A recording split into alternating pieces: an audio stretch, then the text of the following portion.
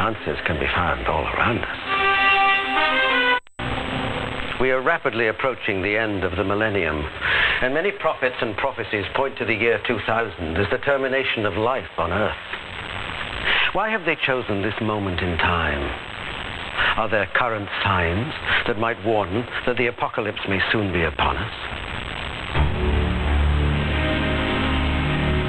It is a unique period in the history of the world. We have reached a time where population growth and the depletion of the planet's natural resources are producing profound environmental changes with catastrophic consequences. Devastating floods, earthquakes, droughts, tidal waves, hurricanes and tornadoes now occur with greater frequency and more devastating impact. How can these increasingly erratic weather extremes be explained? Kelly Quirk is a climate change specialist with Greenpeace. Primarily because of fossil fuel combustion, we are loading tons and tons and tons of what are known as greenhouse gases, those gases that trap the sun's heat in the Earth's atmosphere, into the atmosphere, which is warming the planet.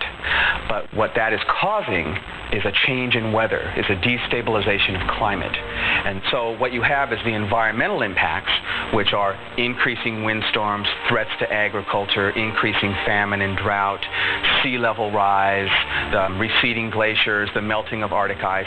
The potential dangers and the catastrophes are so terrifying to people that I think they want to believe it can't be happening. Nostradamus, Edgar Cayce, and Gordon Michael Scallion all have been interpreted as foreseeing extreme weather as a part of the end of the world. But environmental changes not only affect the weather, they greatly impact health. The effect of the depletion of the ozone layer can be chillingly witnessed in Australia.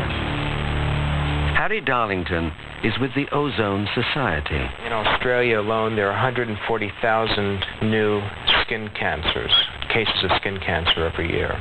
They instituted a law 2 years ago where children have to wear protective clothing when they go to school. It's very, very serious.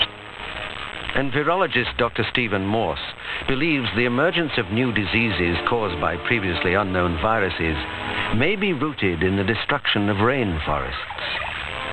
As people cut down the forests and plant things, there are many opportunities for viruses that were formerly buried in the underbrush. This is happening on an unprecedented scale all over the world as we see deforestation and environmental change happening. Nostradamus has been interpreted as warning of a horrifying pestilence accompanying the apocalypse. When viruses are studied in laboratories, they are classified in 4 levels, 4 being a virus that travels through the air. These airborne viruses are the easiest to transmit and the most deadly. While the impact of AIDS on the global population cannot be understated, the AIDS virus is classified as a level 2 virus because its transmission is believed to be through body fluids and therefore considered much more difficult to catch. Medical scientists are growing increasingly alarmed at the proliferation of level 4 viruses. The most deadly of such viruses is the Ebola. Ebola is a virus that appeared suddenly in 2 outbreaks in Africa. The disease was sudden and dramatic. It causes a fever with rash, bleeding, often internally, shock. We call it a hemorrhagic fever. Hemorrhagic referring to the leakiness of blood vessels, and people eventually, in many cases, will die of shock just because their blood vessels leak and they bleed internally. To catch it means an 80% chance of dying. All levels and types of viruses are being continually studied at the United States Army Medical Research Institute of Infectious Diseases in Maryland. The laboratory is now analyzing the Hunter virus, which sprang up seemingly out of nowhere. This virus continues to claim people's lives. Dr. Peter Yarling is a scientific advisor at the facility. The virus is transmitted to man via the aerosol route.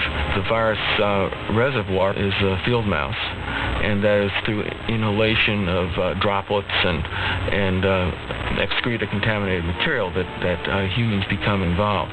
So the conditions for epidemics are increasing worldwide and will continue to increase for the foreseeable future.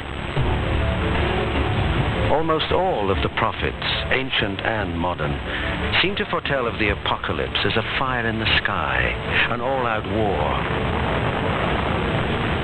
Today, while the United States and former Soviet Union are at peace, the threat of a nuclear war remains potent. Iran, Iraq, India, Pakistan and North Korea are rumored to possess the bomb.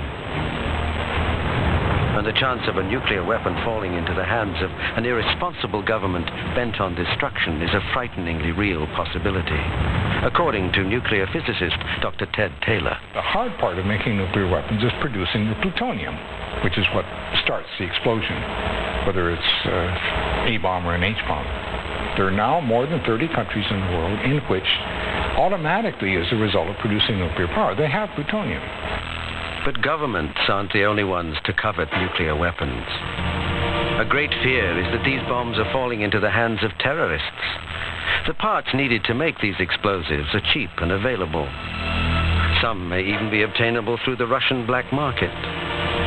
How to assemble the bomb is information that has been published and can be obtained easily. The weapon can be small enough to fit into a suitcase, making concealment no problem.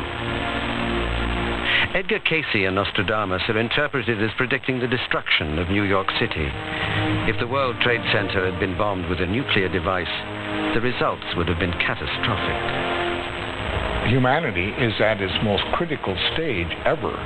We have a lot of decisions that will determine in what directions things proceed that carry with them the prospects for the worst of the prophecies in some sense coming true.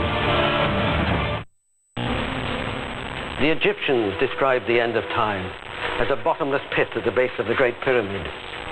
St. Malachi and Nostradamus envisioned cataclysmic devastation. Fatima and Garibaldi were warned about a final punishment. Edgar Cayce, No Eyes, and Gordon Michael Scallion were flooded with visions of global natural disasters. And Elizabeth Clare Prophet and her group prepare for a nuclear holocaust the Bible describes as Armageddon. Do all the stories we've heard point to a natural end? No one knows for certain. But in the 19th century, Charles Dickens wrote, "Men's courses will foreshadow certain ends. But if these courses be departed from, the ends will change." In such wisdom lies the real truth of prophecy. But whatever our futures, the power to change it rests firmly in our own hands.